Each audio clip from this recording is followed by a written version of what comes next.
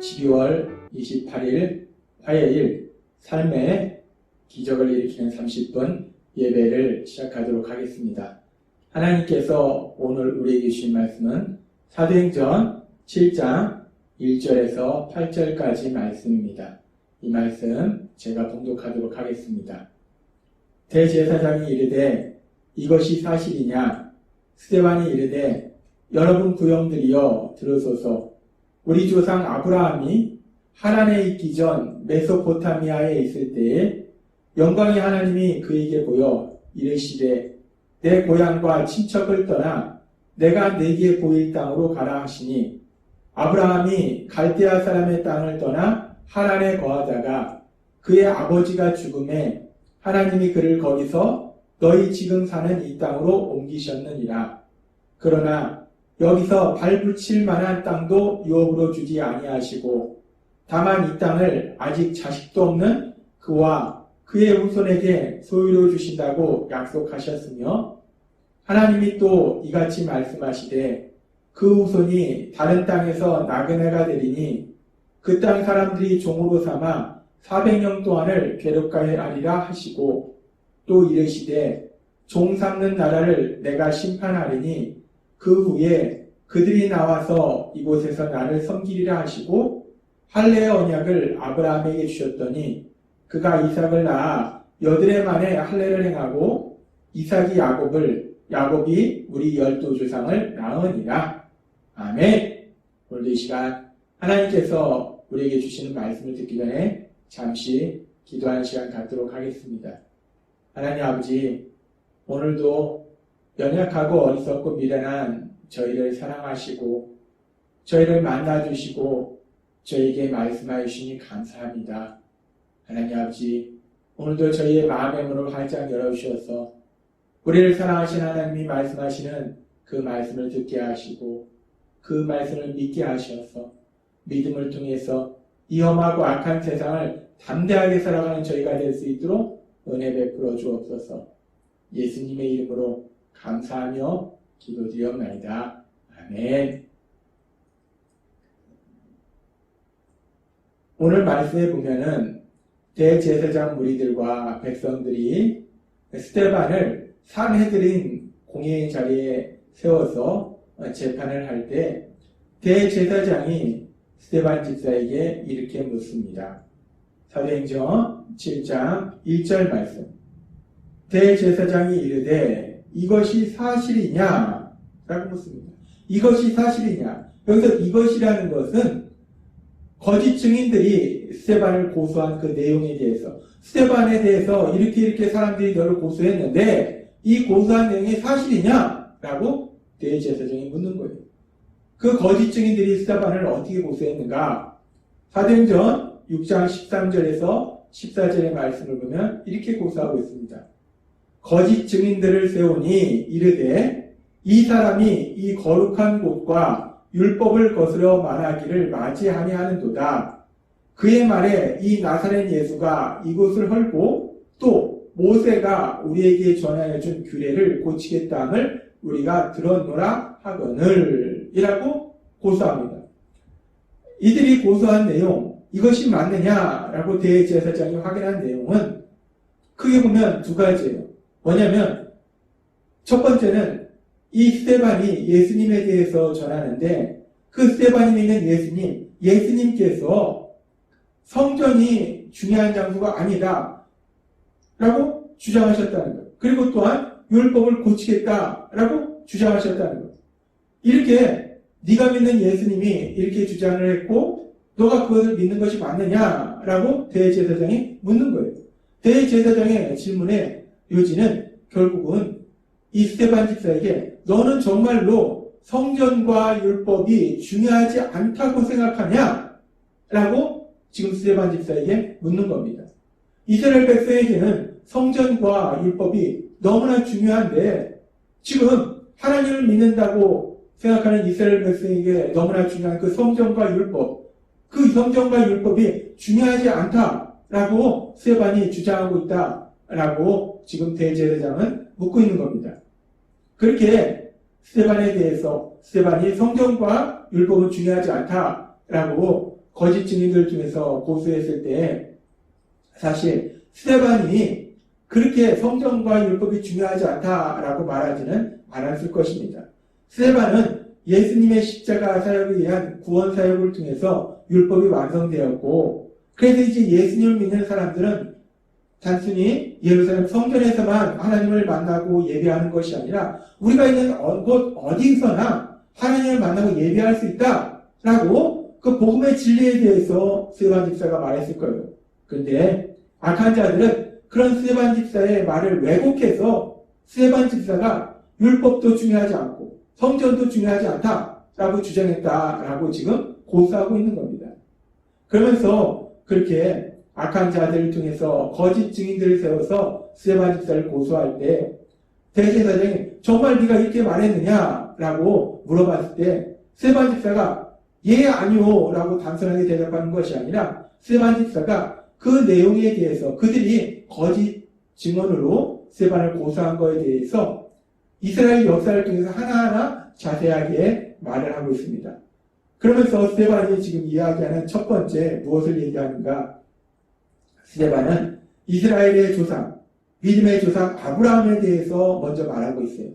사도행전 7장 2절은 이렇게 말씀합니다. 스데반이 이르되 여러분 부형들이여 들으소서. 우리 조상 아브라함이 하나님에 있기 전 메소포타미아에 있을 때에 영광의 하나님이 그에게 보여라고 말씀합니다. 지금 스데반 집사는 이스라엘 백성의 조상 아브라함, 믿음의 조상 아브라함, 그 믿음의 조상 아브라함을 하나님께서 제일 먼저 어디에서 만나주셨는지 그 부분을 말씀하는데 메소포타미아에 있을 때 하나님께서 그에게 나타나셔서 말씀하신 부분에 대해서 말하고 있습니다. 이 대제사장 무리들이 예루살렘 성전을 그렇게 중요하게 여기는 것은 그들의 생각에, 대제사장 무리나 이스라엘 백성의 생각에 이 예루살렘 성전에서만 하나님을 만날 수 있고 예루살렘 성전에서만 하나님을 예배할 수 있는 장소라고 생각했기 때문에 그들은 이 예루살렘 성전이 너무나 중요한 장소예요. 그래서 우리가 사도행전에 앞에 나온 말씀에 보면은 사도행전 6장 9절에 이렇게 말씀합니다. 이른바 자유민들, 즉 구레네인, 알렉산드리아인, 길리기아와 아시아에서 온 사람들의 해당해서 어떤 자들이 일어나 스데반과 더불어 논쟁할세라고 말하는데 여기 보면은 이 구레네인, 알렉산드리아인, 길리기아와 아시아에서 온 사람들, 이 사람들은 이스라엘 밖에 주변에 다른 나라에서 살고 있던 사람들인데 그 사람들이 왜 지금 예루살렘에 와 있는가? 그 사람들이 예루살렘 성전에서 하나님을 만나고 하나님께 예배하기 위해서 예루살렘에 왔다는 거예요. 그러니까 그 당시 사람들은 예루살렘 성전에서만 하나님을 만날 수 있고 예루살렘 성전에서만 하나님께 예배해 드릴 수 있다라고 생각하고 있었기 때문에 그래서 성전이 너무나 중요한 장소라는 거예요. 근데 지금 스데반 집사가 얘기한 사도행전 7장 2절의 말씀을 우리가 다시 한번 살펴보면 스데반이 이르되 여러분 부형들이여 들으소서. 우리 조상 아브라함이 하란에 있기 전 메소포타미아에 있을 때에 영광의 하나님이 그에게 보여라고 말씀합니다. 지금 이 말씀을 우리가 깊게 묵상해보면 믿음의 조상 아브라함, 그 믿음의 사람도 아니고 믿음의 조상인 아브라함, 그 아브라함을 하나님이 만나주신 곳이 예루살렘 성전이 아니라는 겁니다. 더군다나 예루살렘에 있는 이스라엘 땅도 아니라는 거예요. 이스라엘 백성들이 생각할 때는 이방인들이 살고 있는 그 메소포타미아 땅, 그 메소포타미아에서 하나님께서 아브라함에게 나타나셔서 말씀하시고 아브라함을 만나주셨다는 거예요. 예루살렘 성전이 아니라 이방의 나라에서 하나님이 믿음의 조상 아브라함을 만나셨다는 거예요. 하나님은 어디에나 계시고 어디에서나 하나님을 만날 수 있음을 지금 스데반 집사가 말하고 있는 겁니다. 지금 이 사도행전 7장 2절의 말씀을 통해서 스데반 집사는 지금 무엇을 말하고 있는가? 대제사장 무리들은 예루살렘 성전에서만 하나님을 만날 수 있고 예배할 수 있기 때문에 예루살렘 성전은 너무나 중요한 장소다라고 그들이 주장하는데 스데반 집사는 지금 이 말씀을 통해서 하나님은 어디에서나 만날 수 있다는 거예요. 어디에서나 그 하나님을 예배드릴 수 있다는 거예요. 그 부분을 지금 스데반 집사는 말하면서 예루살렘 성전만이 가장 중요하다라고 주장하는 그 대제사장 무리의 이야기에 반박하고 있다는 겁니다. 예루살렘 성전은 하나님이 계시는 곳이 아니라 하나님의 임재의 상징일 뿐이라는 거예요. 하나님은 예루살렘 성전에 계시는 곳이 아니라 온 세상에, 온 우주에 계신다는 거예요. 그러면서 더군다나 이제 우리 예수님께서 이 땅에 오셔서 십자가 죽으심과 부활하심을 통해서 우리를 죄에서 구원하시는 구원 사역을 이루신 이후에는 이제 우리가 예수님을 믿으면 고린도전서 6장 19절의 말씀처럼 너희 몸은 너희가 하나님께로부터 받은 바 너희 가운데 계신 성령의 전인 줄을 알지 못하느냐. 너희는 너희 자신의 것이 아니라 라고 말씀합니다. 우리가 예수님을 믿으면 성령 하나님이 우리에게 오세요. 하나님이 우리 안에 거하신다는 거예요. 따라서 우리 몸이 하나님이 거하시는 성전이 된다는 거예요. 예루살렘 성전이 하나님이 거하시는 곳이 아니라 예수님을 믿는 우리 몸이 우리가 성전이 된다는 겁니다. 따라서 우리가 예수님을 믿으면 우리가 성전이 되기 때문에 우리는 어디에서나 우리 하나님을 만날 수 있고 우리 하나님께 예배를 드릴 수 있다는 거예요. 지금 스데반 집사는 대제사장 무리들이 주장하고 있듯이 예루살렘 성전만이 하나님을 만나고 예배 드릴 수 있는 장소이기 때문에 예루살렘 성전이 너무나 중요하다라는 그들의 주장에 대해서 스데반 집사는 지금 그렇지 않다. 하나님은 어디에서나 만날 수 있다라고 말하고 있고, 그리고 하나님께서는 우리에게 이제 우리가 예수님을 믿으면 우리가 바로 성전이다. 건물이 성전이 아니고 예배드리고 있는 그 건물이 성전이 아니고 예수님을 믿는 우리가 성전이다라고 말씀하신다는 거예요. 그러면서 우리가 여기서 오해하지 말 것은 그러면은 이제 예수님 믿는 우리가 성전이기 때문에 예배를 드리는 장소는 중요하지 않냐? 그것은 아니라는 겁니다. 예배를 드리는 장소가 중요하지 않다는 그 말씀이 아니라 예배를 우리가 드릴 때 우리가 성전이기 때문에 어디서나 우리가 예배를 드릴 수 있다는 거예요. 그런데 우리가 그렇게 어디서나 예배를 드릴 수 있긴 있는데 근데 중요한 것은 무엇이냐면 하나님을 믿는 믿음이라는 것이 무엇인가? 믿음이라는 것은 하나님께서 우리에게 여러 번 말씀하시지만 우리를 사랑하신 하나님과 사랑의 교제 속에 살아가는 것이고 그렇게 하나님과 사랑의 교제 속에 살아갈 뿐만 아니라 이제 그 하나님을 아버지라 부르는 믿음의 형제들과 믿음의 가족들과 함께 하나님을 찬양하고 하나님께 예배드리는 것이 믿음의 모습이라는 거예요. 그래서 우리가 하나님께 예배드리는데 우리가 혼자서도 하나님께 예배드릴 수 있지만 특별히 우리 예수님이 부활을 기념하며 기뻐하는 주일에 우리가 함께 모여서 하나님께 예배드리면서 하나님 주신 은혜를 나눈다는 거예요. 그래서 우리 몸이 성전이지만 그럼에도 불구하고 우리는 함께 모여서 예배드리는 것이 너무나 중요하고 또 우리가 그렇게 함께 모여서 예배드리는 그 예배의 장소도 중요하다는 거예요. 그래서 하나님께서는 사도행전 2장 42절 말씀을 통해서 이렇게 말씀하셨어요. 그들이 사도의 가르침을 받아 서로 교제하고 떡을 떼며 오로지 기도하기를 힘쓰니라 라고 말씀합니다.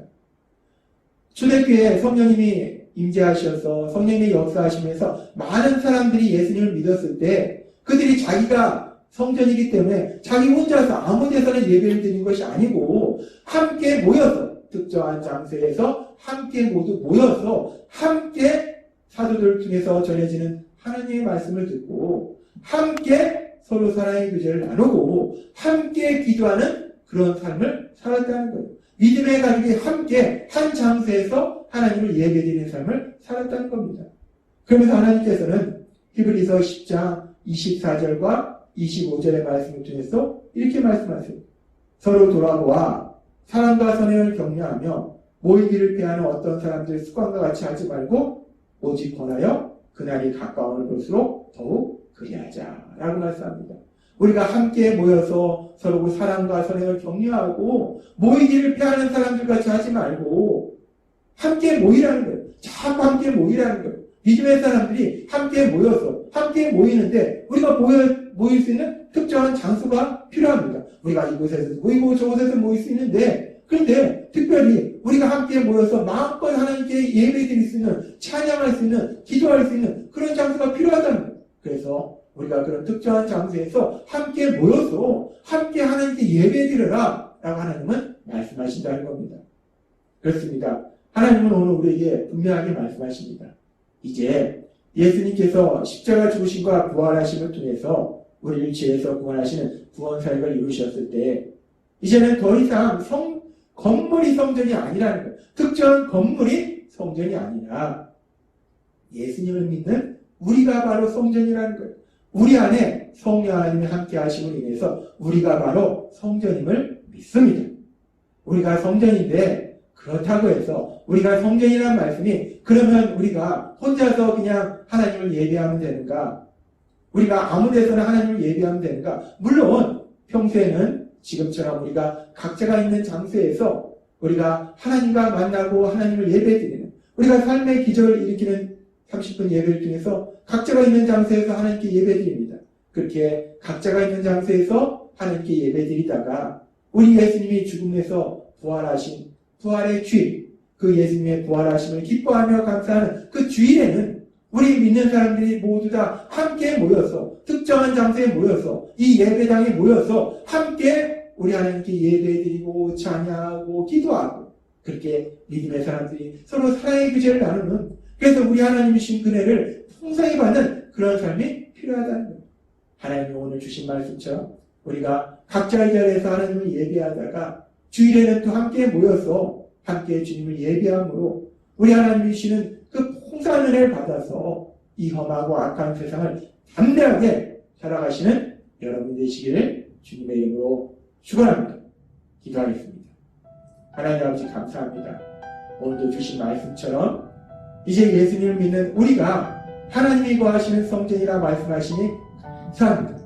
그래서 우리가 날마다 우리가 있는 그 장소에서 삶의 기적을 일으키는 30분 예배를 통해서 우리 하나님을 만나게 하시고 또 우리 예수님이 부활하신 그 주일에는 우리가 이 예배당에 만나서 함께 모여서 우리 하나님께 예배드릴 수 있도록 인도하여 주신 감사합니다. 날마다의 삶 속에 우리를 사랑하신 그 하나님 주신 은혜로 인해서 담대하게 세상을 살아가는 저희가 될 수 있도록 은혜 베풀어 주옵소서. 예수님의 이름으로 감사하며 기도드렸나이다. 아멘.